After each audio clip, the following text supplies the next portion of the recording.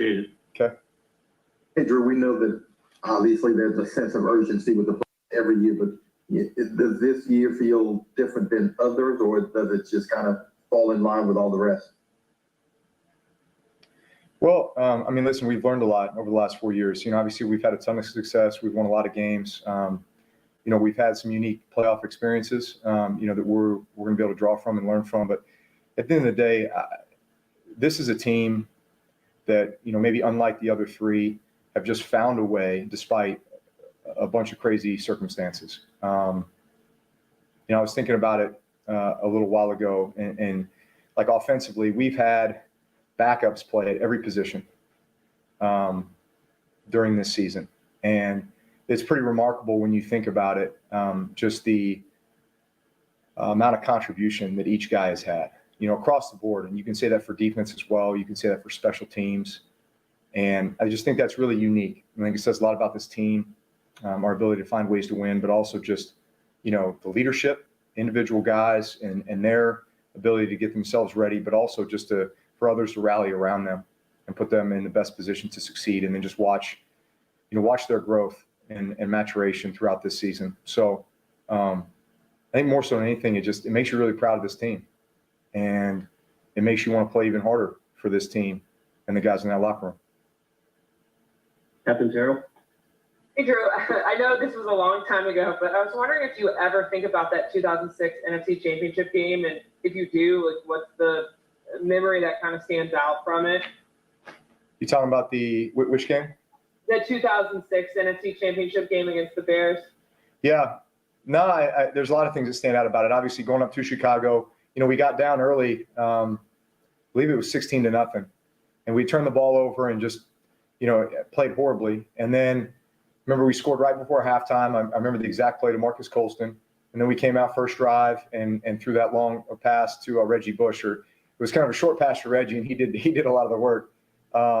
Taking to the house. And then we had an opportunity to kind of drove down to kick a field goal to take the lead, which obviously would have been a huge momentum shift in that game.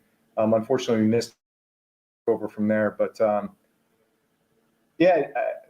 was obviously all of our first playoff experiences here in the Sean Payton era was that year, and kind of culminating into that game, which kind of capped off, what was a storybook season. Obviously, it wasn't the result we wanted to finish with, and yet I felt like it really paved the way for that 2009 championship and a lot of what we've been able to accomplish since then.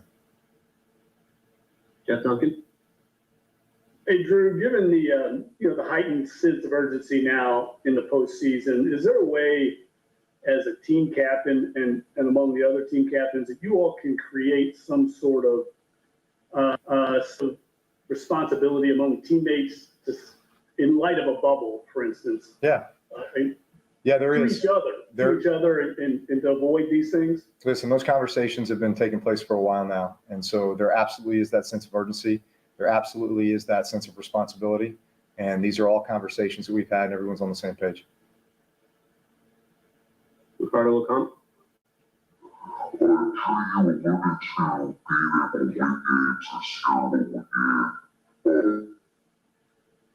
Trying to come at you, Ricardo. Amos Morale? I thought that was Darth Vader who was chiming in.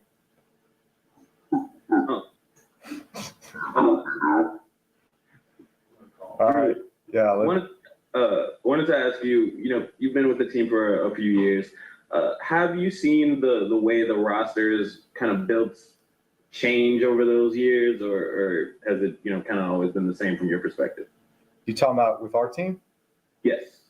Oh man, it's the crazy thing about our game, and I was told this when I first got in, was if you play long, even though you may play, with one organization. So let's say the Saints. I've played with the Saints for 15 years now. I've really probably played on 4 different teams. Like when you take kind of pockets of the core group of guys from 06 to 09, and then maybe from 09 to 13, and then there was like 14, 15, 16 that kind of lived on its own, and now 17 to 2020. Those are really 4 totally different teams, units, groups, cultures. So Yeah, I've seen, I mean, there's always tons of turnover in this league.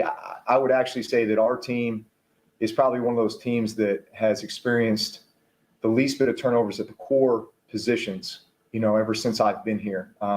It's rare that, for example, playing with that group of receivers from, call it 07 to 13, Marcus Colston, Devery Henderson, Lance Moore, Robert Meacham, like having that consistency, having the consistency on the offensive line that we had, during that stretch of time. And then, over the last, 4 years or so as well. So yeah, there's something that's been unique, I think, about some of the core leaders, core group within our locker room here. And yet still, it's just the nature of our business. And that is a lot of turnover.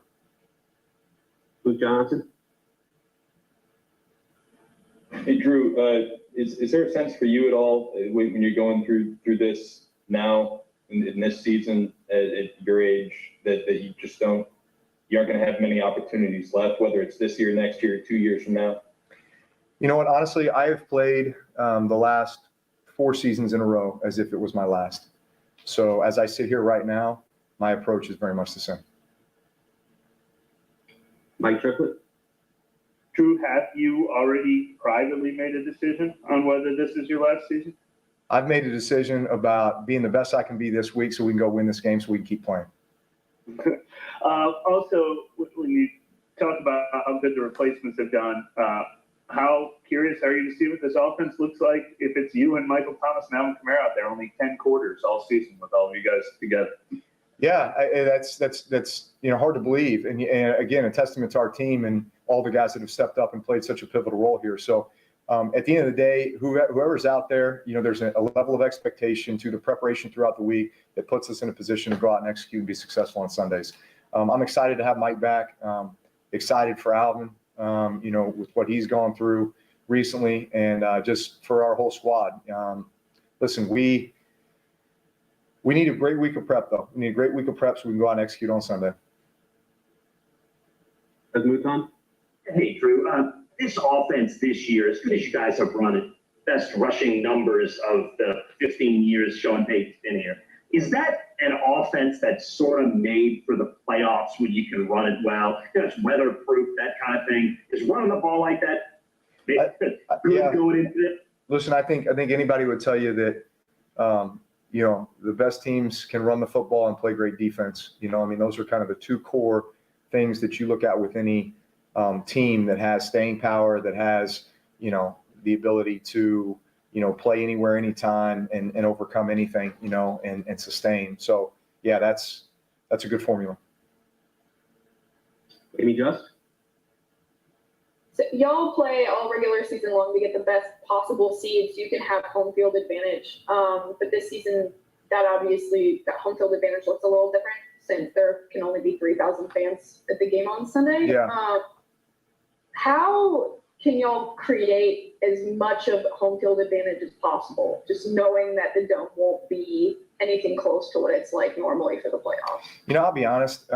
It's not even a discussion. It's our team against their team, whatever the environment is. It's kind of the way it's been the entire season. It's just been one of those weird seasons. I think we've all adjusted accordingly, and you just go out there and think about execution. Doesn't matter where you're playing or even who you're playing, honestly.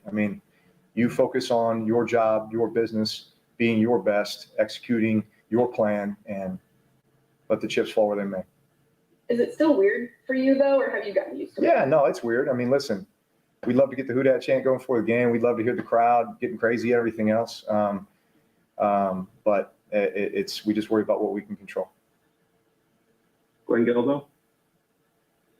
Drew, what's the least amount of on-field practice you've ever had and played in a game? And how do you think Alvin will do with without it?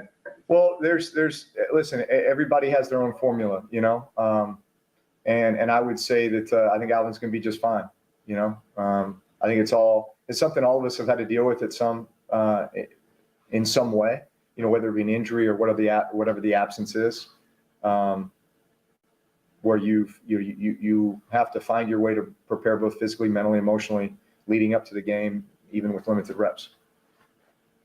Was there a game that you played that you hardly had any practice? Yeah, there's been a couple of them this year, actually.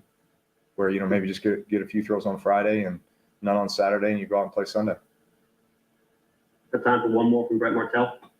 Hey, Drew, I don't know if you remember, a long time ago, Denver won the Super Bowl and Pat Bowlen did this one for John and handed him the trophy. And I just wonder how you want to be seen by your teammates and at this stage. I know you can always say, well, we're just thinking about the team this week, but you guys have personal relationships and it's got to be weighing on them somehow. How do you want them to see you as a motivating force?